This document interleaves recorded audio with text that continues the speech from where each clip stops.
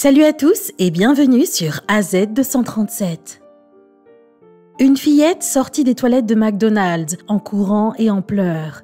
Sa mère, inquiète, découvrit alors qu'il y avait quelque chose qui n'allait pas avec ses jambes. Regardons son histoire. Mais avant de commencer, j'aimerais vous rappeler qu'après avoir regardé cette vidéo, vous pouvez faire un tour sur notre chaîne pour découvrir de nombreuses histoires à la fois incroyables, intéressantes et émouvantes. Et n'oubliez pas de vous abonner à la chaîne et d'activer la cloche de notification si vous êtes nouveau parmi nous. C'était un jour de l'an. Nicole et sa fille Kayla avaient décidé de passer leur journée au parc et d'acheter de la nourriture au McDonald's. C'était le fast-food préféré de Kayla. Les deux étaient tellement excités de passer du temps ensemble au parc. Pendant que Nicole fermait leur porte d'entrée, elle se tourna vers Kayla et lui demanda si elle était prête à s'amuser. Kayla hocha la tête avec excitation, n'ayant aucune idée de ce qui allait leur arriver. Lorsqu'elles arrivèrent au parc, un soleil scintillant les réchauffait. C'était une journée lumineuse parfaite à passer au parc. Kayla courut immédiatement vers le tourniquet et demanda à sa mère de la faire tourner. On pouvait entendre le rire de Kayla dans toute la cour de récréation pendant que sa mère manipulait son téléphone. Ce dernier sonna et Nicole se retourna pour répondre à l'appel pendant que sa fille descendait du tourniquet pour aller au toboggan. Pendant que Nicole était occupée à parler au téléphone, elle entendit soudain un cri. Elle mit rapidement fin à son appel quand elle réalisa que c'était sa fille. Au moment où elle raccrocha le téléphone, elle se retourna pour constater que Kayla était tombée du toboggan et s'était égratignée la tête. Elle était si inquiète et se hâta de réconforter sa fille qui sanglotait. Après un certain temps, quand Kayla se calma enfin, elle demanda à sa mère si elle pouvait avoir de la nourriture. Nicole se leva immédiatement et répondit « Oui, bien sûr, ma chère ». Elles quittèrent le parc et partirent en voiture au McDonald's, le plus proche, qui était à environ 10 minutes de là. Lorsqu'elles arrivèrent et entrèrent au McDonald's, elles remarquèrent que l'endroit était rempli de gens. L'attention de Nicole fut captivée par un groupe d'adolescents qui étaient assis dans le coin du restaurant. Le groupe écoutait de la musique tout en sirotant leur soda. Soudain, deux des adolescentes tournèrent leur regard vers Nicole et sa fille en riant méchamment. Qu'est-ce que ces deux-là pouvaient bien penser ?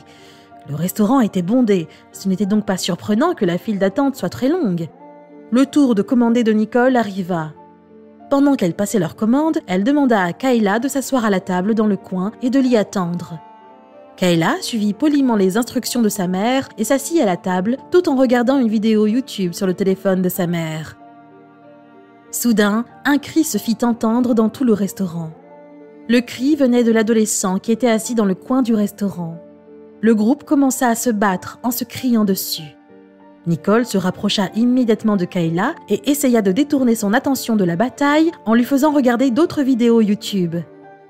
Le personnel du restaurant se rendit rapidement en direction du groupe pour mettre fin à la bagarre et les chasser de l'endroit. Tandis que le groupe était mis à la porte, deux adolescentes du groupe étaient encore assises à la table. C'était enfin l'heure de manger, l'odeur du hamburger et des frites flottait dans l'air. Nicole et sa fille commencèrent à déguster leur déjeuner mérité. Kayla mangeait un Happy Meal pendant que Nicole mangeait son hamburger au poulet et quelques frites. Au milieu de leur repas, Kayla regarda soudain sa mère d'un air sévère mais innocent. « Maman, je dois aller aux toilettes !» chuchota Kayla en terminant la dernière bouchée de son cheeseburger. Kayla s'essuya les mains et se leva pour aller aux toilettes. Quand elle s'approcha, elle remarqua que le verrou était fermé. Il devait y avoir quelqu'un à l'intérieur. Elle entendit des rires venant de l'intérieur des toilettes. Pendant que Kayla attendait patiemment à l'extérieur des toilettes, après quelques minutes, la porte s'ouvrit et les deux adolescentes de tout à l'heure en sortirent avec un sourire en coin. Nicole fut intriguée par les filles alors qu'elle les regardait passer devant Kayla. Elle fit alors signe à sa fille d'entrer dans les toilettes et l'assura qu'elle resterait dehors et l'attendrait. Pendant que Nicole attendait patiemment Kayla à sa table, elle entendit un cri venant des toilettes. Kayla sortit des toilettes en criant. Des larmes coulaient sur son visage. Nicole se leva immédiatement de son siège sans se soucier de son sac qui était tombé. En tant que mère, une chose que vous ne voulez jamais entendre est le son des cris de votre enfant. Kayla courut dans les bras de sa mère en sanglotant. Nicole alla immédiatement aux toilettes pour vérifier ce qui n'allait pas. Elle balaya du regard toute la pièce pour voir ce qui pouvait être la raison de l'explosion de sa fille. Elle vit qu'il y avait quelques rouleaux de papier toilette qui traînaient au sol et le robinet dégoulinait. Nicole vérifia le siège des toilettes et c'est là qu'elle comprit la raison de l'explosion de son enfant. Elle remarqua qu'il semblait que le siège était recouvert d'une substance blanche collante. Mais alors qu'elle s'approchait pour l'inspecter, elle réalisa que c'était de la colle. Le siège des toilettes était recouvert avec de la super-colle. Elle réalisa alors que quelqu'un avait fait cela exprès. Elle sortit des toilettes en trombe et appela en criant le gérant et tous les employés du restaurant. Elle alla voir sa fille qui pleurait encore et criait de douleur. Elle vit que la peau de sa fille était décollée à l'arrière de ses jambes. Kayla était terrifiée par ce qui s'était passé et sa mère était furieuse. Nicole cria à l'aide dans la foule tout en essayant de retenir ses larmes. Johanna, l'assistante du directeur de McDonald's, pensait avoir déjà tout vu, des petites bagarres pour un Big Mac, des clients ivres ou des adolescents mal élevés. Elle était formée et avait déjà l'habitude de gérer des situations difficiles. Elle savait quoi faire pour résoudre les problèmes, mais en 15 ans de carrière, c'était la première fois qu'elle vivait une telle expérience. Elle n'avait jamais rien vu de tel. Au moment où Nicole demanda de l'aide, Johanna, son collègue et les autres employés se rassemblèrent tous autour de Kayla et lui fournirent une assistance médicale. Le personnel aida à nettoyer la blessure et à la panser pendant que Kayla pleurait sur la poitrine de sa mère. Après cela, Nicole décida de se rendre à l'hôpital le plus proche. Elle appela donc un membre de sa famille pour qu'il vienne les chercher. Mais elle ne voulait pas en rester là, elle savait qu'elle devait faire quelque chose. Elle porta alors l'affaire sur son compte de médias sociaux et partagea l'incident sur son site personnel Facebook, en espérant que cela permette de traduire les farceurs en justice. Sur un autre post, Nicole écrivit à l'intention des deux jeunes filles blondes qui pensaient qu'il serait hilarant de mettre de la superglue sur les toilettes pour handicapés et pour bébés dans un McDonald's. « Je veux juste que vous sachiez que je dois encore consoler ma fille de 4 ans qui a eu la malchance d'utiliser les toilettes après votre petite farce. » Elle espérait que les deux adolescentes qui avaient joué la farce à sa fille soient retrouvées et punies. Kayla n'était qu'une petite fille innocente et ne méritait pas cela.